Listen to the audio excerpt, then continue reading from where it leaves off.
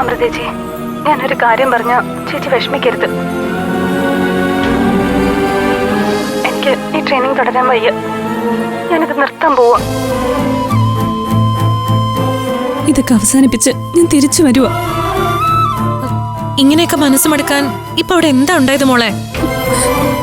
റാണി madam ഒട്ടും സഹിക്കാൻ വയ്യാത്ത രീതിയിലാ എന്നോട് പെരുമാറുന്ന.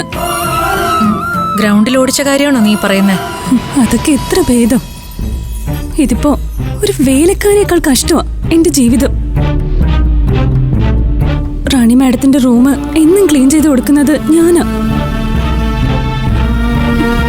അവരുടെ തുണികള് എന്നെ കൊണ്ട് അലക്കിപ്പിക്കും. എന്നിട്ട് ഞാൻ ചെയ്യുന്നതെല്ലാം കുറ്റമാ. ഇന്ന് അവരുടെ ജോലിയെല്ലാം ചെയ്ത് ക്ലാസ്സിൽ വന്നപ്പോ വൈകിയതിന് ഗ്രൗണ്ടിൽ 100 റൗണ്ട് വീണ്ടും ഓടിപ്പിച്ചു. അങ്ങനെയാണെങ്കിൽ നീ അവിടെ നിക്കണ്ട മോളെ, നീങ്ങി പോരെ. ഇനി ഒരു നിമിഷം പോലും അവിടെ നിക്കണ്ട. അമൃതേച്ചി, ആവശ്യമില്ലാത്ത സെന്റ് ഡയലോഗ് അടിച്ചാ ഇവളെല്ലാം കളഞ്ഞിട്ട് ഉടനെ ഇങ്ങ് പോരും. ഇതൊക്കെ ട്രെയിനിങ്ങിന്റെ ഭാഗമായിട്ട് മാത്രം കണ്ടാ മതി. പോലീസ് അക്കാഡമിയിൽ ഇതെല്ലാം പതിവാ. ബാക്കി എല്ലാവരുടെ അടുത്തും അവർ നല്ലതാ. എന്നോട് മാത്രം എന്തിനാ ഇങ്ങനെയൊക്കെ കാണിക്കുന്നത്? ബാക്കി ആരും ഇങ്ങനെയൊന്നും ശിക്ഷിക്കാറ് പോലും ഇല്ല.